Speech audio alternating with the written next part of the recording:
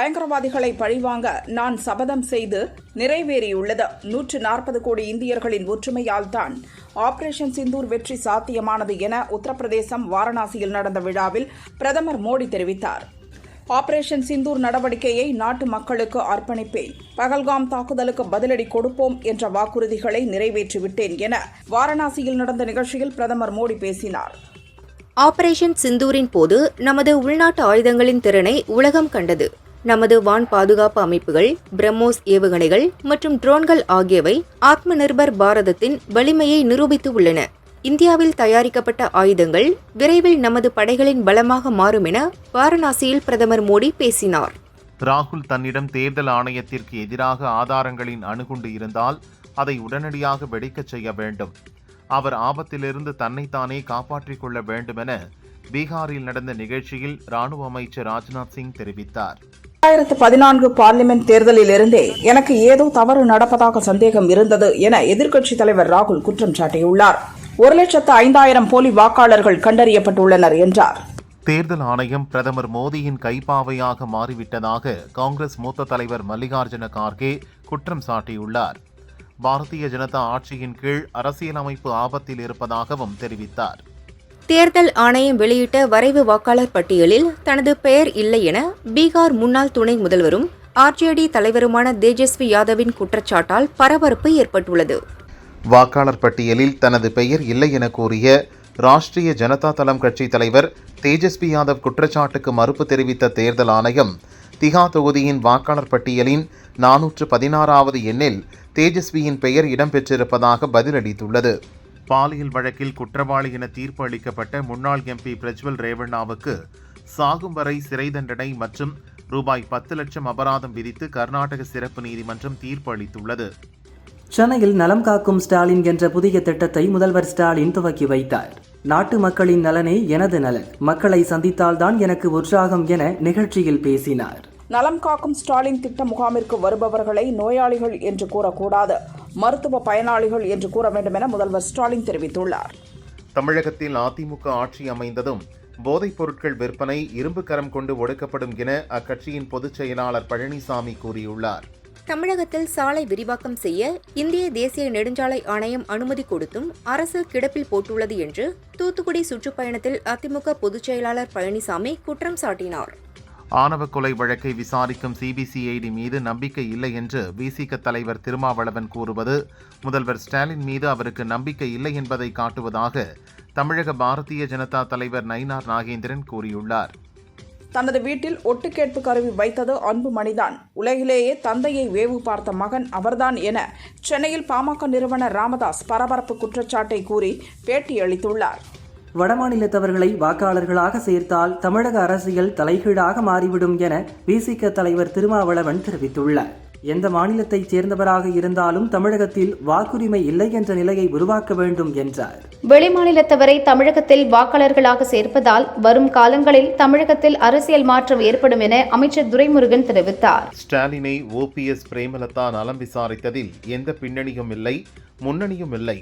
தலைவருக்கு உடல்நிலை சரியில்லை என்பதால் அரசியல் பண்பாட்டுடன் வந்து பார்த்தார்கள், அவ்வளவுதான் என நீர்வள அமைச்சர் துரைமுருகன் கருத்து தெரிவித்தார். அதிமுக பொதுச் செயலாளர் பழனிசாமி பாஜகவிற்கு வக்காலத்து வாங்குவதற்காக மதவாத கட்சியே இல்லை என்று கூறுவது பச்சை பொய் என இயற்கை வளங்கள் அமைச்சர் ரகுபதி தெரிவித்தார்.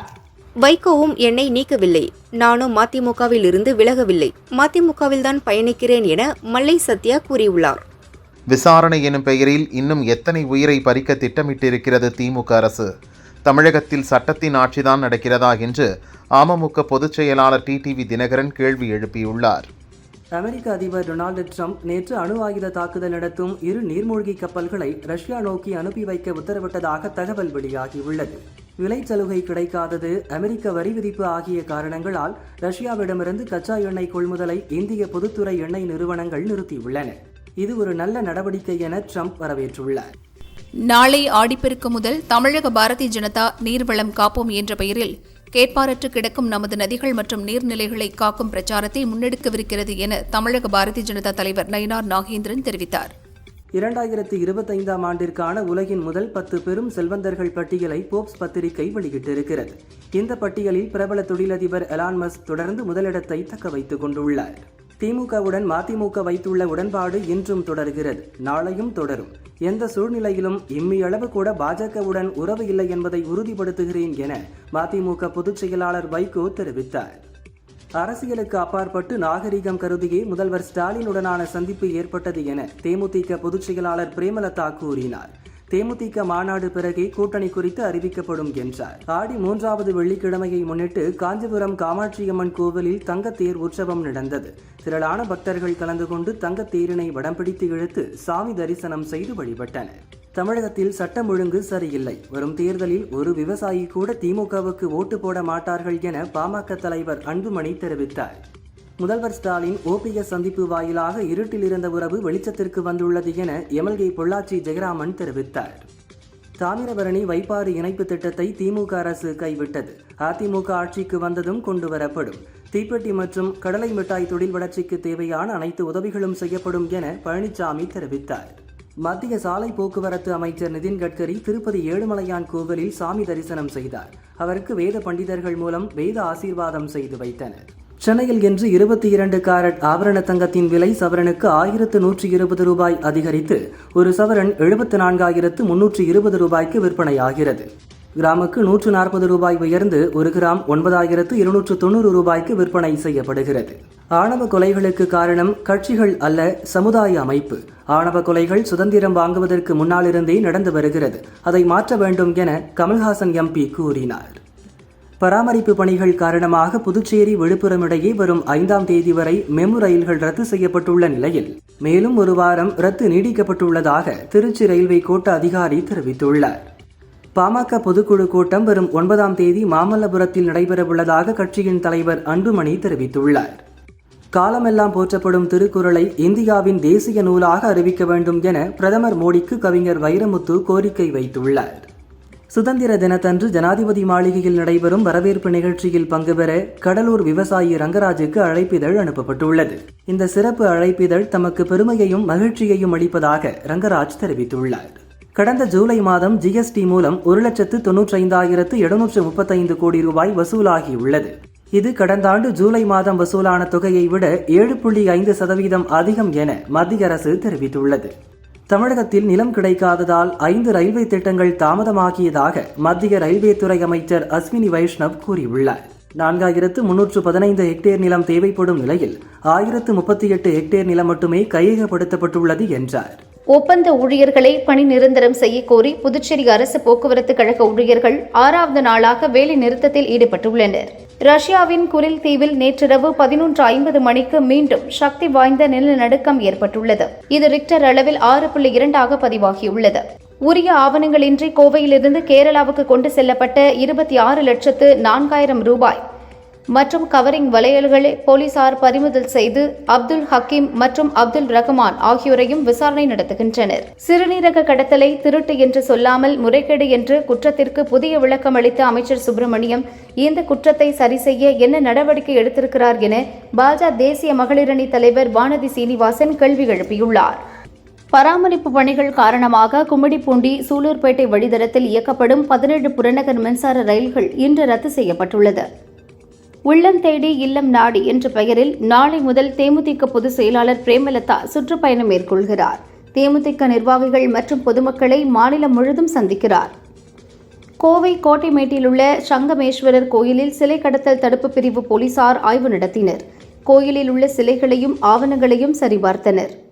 நாமக்கல் ராசிபுரம் அடுத்த ஆண்டுகளூர் கேட் பகுதியில் உள்ள தனியார் கார் பழுது நீக்கும் நிலையத்தில் ஏற்பட்ட தீ விபத்தில் 30 லட்சம் மதிப்பிலான 7 கார்கள், 2 வீலர்கள், ஸ்பேர் பார்ட்ஸ் என முற்றிலும் எரிந்து சேதமானது. சிறந்த திரைக்கதை, சிறந்த துணை நடிகர் உள்ளிட்ட 3 விருதுகளை வென்ற பார்க்கிங் திரைப்பட குழுவுக்கு நடிகரும் எம்பியுமான கமல்ஹாசன் வாழ்த்து தெரிவித்துள்ளார். கன்னியாகுமரி மாவட்டம் திருப்பரப்பு அருவியில் ஆர்ப்பரிக்கும் நீரில் டூரிஸ்டுகள் உற்சாக குளியல் போட்டு வருகின்றனர்.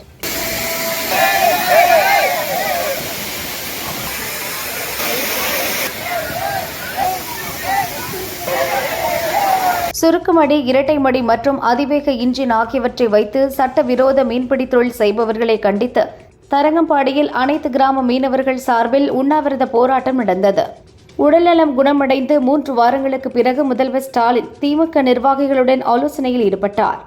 2026 தேர்தல் குறித்து தொகுதி வாரியாக நிர்வாகிகளை சந்தித்து கருத்து கேட்கிறார்.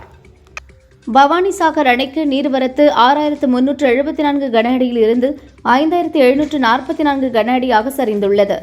பாசனத்திற்கு 1000 கன அடியும் குடிநீருக்காக 100 கன அடி நீரும் திறக்கப்பட்டுள்ளது. கோவை காரமடை அருகே சுண்டக்குறை பகுதியில் ராமசாமி என்பவரின் ஆடுகளை சிறுத்தை வேட்டையாடி சென்றது. இதனால் பீதியில் உறைந்து போன கிராமத்தினர் சிறுத்தையை கூண்டு வைத்து பிடிக்க வலியுறுத்தினர். ஸ்ரீவில்லிபுத்தூர் அரசு ஹாஸ்பிட்டல் டாக்டர் ரமேஷ் பாபுவை ராஜபாளையத்தைச் சேர்ந்த பாண்டி கணேஷ் என்ற வாலிபர் முன் விரோதத்தில் கத்தியால் குத்தினார். அவரை போலீசார் குண்டாஸ் சட்டத்தில் கைது செய்தனர். திமுக கூட்டணியில் இருந்து சில கட்சிகள் வெளியேறும் என எதிர்க்கட்சிகள் கூறின. ஆனால் தேசிய ஜனநாயக கூட்டணியில் இருந்துதான் ஒவ்வொருவராக வெளியேறுகிறார்கள் என நகராட்சி நிர்வாக அமைச்சர் நேரு கூறினார். மதுரை மாநகராட்சி வரி விதிப்பில் பல கோடி ரூபாய் முறைகேடு செய்யப்பட்ட புகாரில் ஏற்கனவே 10க்கும் மேற்பட்டோர் கைது செய்யப்பட்டுள்ள நிலையில் வரி விதிப்பு குழு தலைவரான விஜயலட்சுமியின் கணவர் கண்ணன் உள்ளிட்ட மேலும் 2 பேரை போலீசார் கைது செய்துள்ளனர்.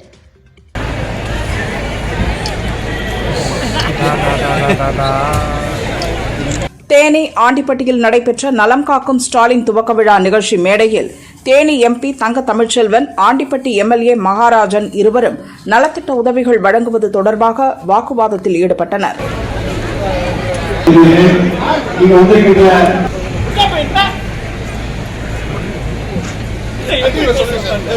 வன்னியர் உள் ஒதுக்கீடு வழங்குவது குறித்து அரசுக்கு பரிந்துரை வழங்க அமைக்கப்பட்ட பிற்படுத்தப்பட்டோர் ஆணையத்திற்கான கால அவகாசம் கடந்த ஜூலை 11ஆம் தேதியுடன் முடிந்த நிலையில் மேலும் ஓராண்டுக்கு நீட்டிக்கப்படுவதாக தமிழக அரசு தெரிவித்துள்ளது.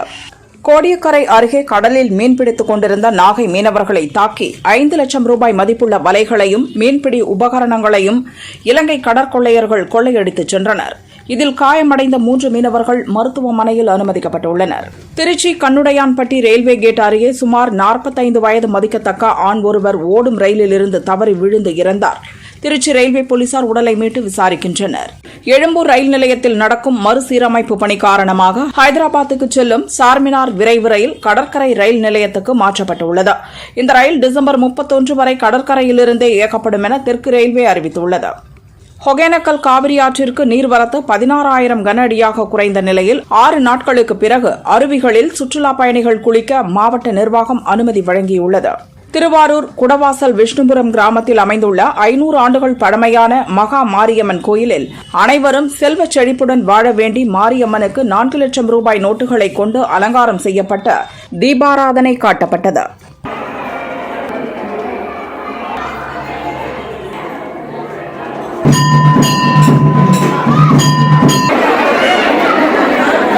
புதுச்சேரி முதல்வர் ரங்கசாமி வரும் 4ஆம் தேதி தனது 75வது பிறந்த நாளை கொண்டாட உள்ளார். இதனையொட்டி புதுச்சேரி முழுவதும் என்ஆர் காங்கிரஸ் தொண்டர்கள் முதலமைச்சர் ரங்கசாமிக்கு வாழ்த்து பேனர்களை வைத்து வருகின்றனர். சிவகங்கை சௌமிய நாராயணபுரம் ஸ்ரீ பாண்டி முனியப்பா கோயில் 21ஆம் ஆண்டு பால்குட விழாவை முன்னிட்டு இரட்டை மாட்டு வண்டி பந்தயம் விமரிசையாக நடந்தது. 27 ஜோடி மாட்டு வண்டிகள் பங்கேற்றன.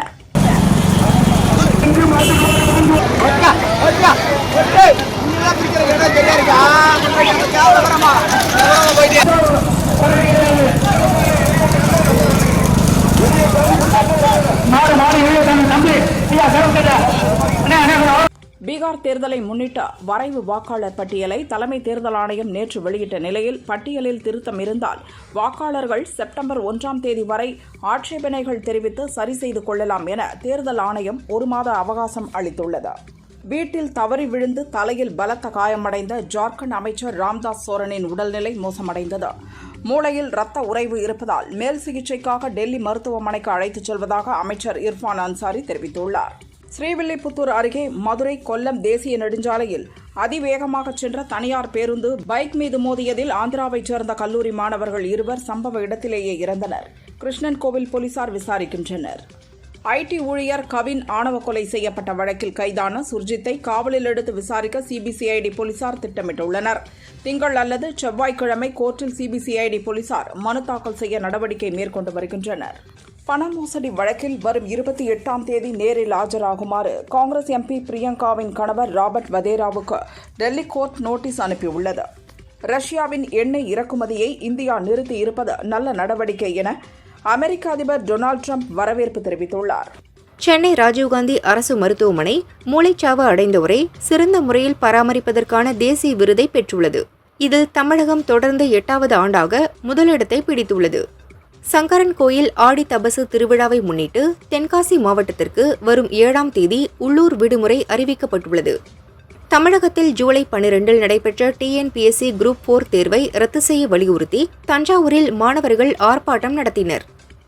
விழுப்புரத்தில் ஓடும் பேருந்தில் 9 வயது சிறுமிக்கு பாலியல் தொல்லை அளித்த தனியார் ஆம்னி பேருந்து ஓட்டுநர் ஞானவேல் என்பவரை மற்ற பயணிகள் பிடித்து போலீசிடம் ஒப்படைத்தனர்.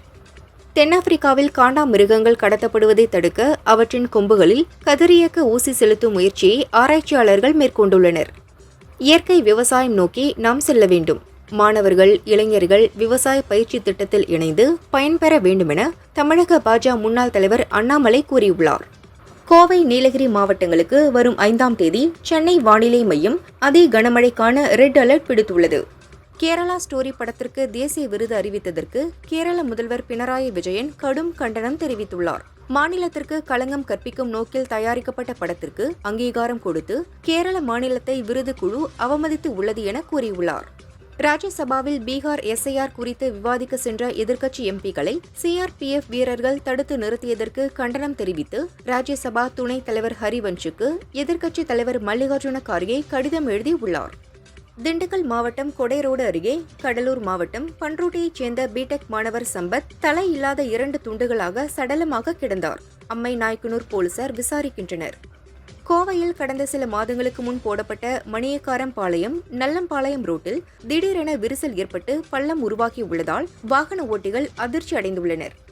தேசிய திரைப்பட விருது பெற்ற எம்.எஸ். பாஸ்கர், ஊர்வசி, ஜி.வி. பிரகாஷ் ஆகியோருக்கு தென்னிந்திய நடிகர் சங்கம் பாராட்டு தெரிவித்துள்ளது.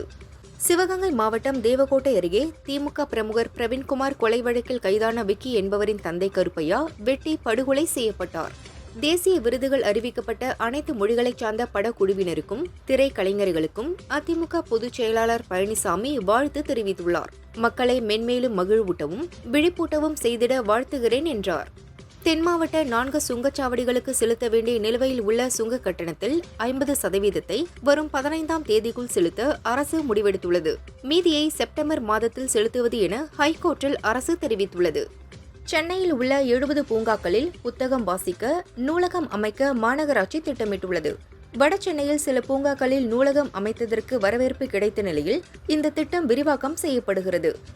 நாமக்கல் கொல்லிமலையில் தோட்டக்கலைத்துறை சார்பில் 50,000 மலர்களால் அமைக்கப்பட்ட மலர் கண்காட்சியை ஏராளமான சுற்றுலா பயணிகள் கண்டு ரசித்தனர். தேனி மாவட்டம் பெரியகுளம் அதனை சுற்றியுள்ள பகுதிகளில் கனமழை பெய்தது. சில இடங்களில் மிதமான மழையும் பெய்ததால் மானாவாரி விவசாயிகள் மகிழ்ச்சி அடைந்தனர். தென்காசி காசி விஸ்வநாதர் கோயிலில் கும்பாபிஷேகம் நடந்து 4 மாதங்களே ஆன நிலையில் கோயில் ராஜகோபுரத்தில் இருந்து சிமெண்ட் கலசம் பெயர்ந்து விழுந்தது. ஜார்க்கண்ட் மாநிலத்தின் முன்னாள் முதல்வர் ஷிபு சோரன் உடல்நலக்குறைவு காரணமாக ஹாஸ்பிட்டலில் அட்மிட் ஆகியிருந்த நிலையில் தற்போது உடல்நிலை கவலைக்கிடமாக இருப்பதாக தகவல் வெளியாகியுள்ளது. கிரீஸில் 17 வயதுக்கு உட்பட்டோருக்கான உலக மல்யுத்த சாம்பியன்ஷிப் நடக்கிறது. பெண்களுக்கான ஃப்ரீ ஸ்டைல் பிரிவில் இந்தியா 2 தங்கம், 3 வெள்ளி, 1 வெண்கலம் என 6 பதக்கம் வென்று ஒட்டுமொத்த சாம்பியன் பட்டம் வென்றது. தாவேக்க நிகழ்ச்சிகளில் விஜய் படத்தை தவிர வேறு யாருடைய படத்தையும் பயன்படுத்தக்கூடாது என பொதுச் செயலாளர் ஆனந்த் உத்தரவிட்டுள்ளார். ஜம்மு காஷ்மீரின் குல்காமில் ராணுவ வீரர்கள் நடத்திய துப்பாக்கிச் சூட்டில் 2 பயங்கரவாதிகள் சுட்டுக் கொல்லப்பட்டனர். ஒருவன் படுகாயமடைந்தான். மேலும் அப்பகுதியில் தீவிர தேடுதல் வேட்டையில் ராணுவ வீரர்கள் ஈடுபட்டுள்ளனர். டிஐஜி வருண்குமாருக்கு எதிராக அவதூறு கருத்துக்களை தெரிவிக்க நாம் தமிழர் கட்சி ஒருங்கிணைப்பாளர் சீமானுக்கு சென்னை ஹைகோர்ட் இடைக்கால தடை விதித்துள்ளது. தாம்பரம் செங்கோட்டை விரைவு ரயில் மானாமதுரையில் நிறுத்துவது குறித்து பரிசீலிக்கப்படும் என மதுரை ரயில்வே கோட்ட மேலாளர் ஓம் பிரகாஷ் மீனா தெரிவித்துள்ளார்.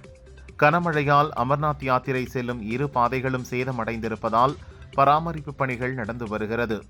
இதனால் நாளை முதல் அமர்நாத் யாத்திரை செல்ல பக்தர்களுக்கு தடை விதிக்கப்பட்டுள்ளது.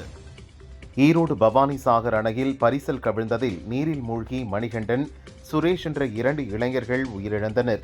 பவானிசாகர் போலீசார் வழக்கு பதிவு செய்து விசாரணை நடத்துகின்றனர்.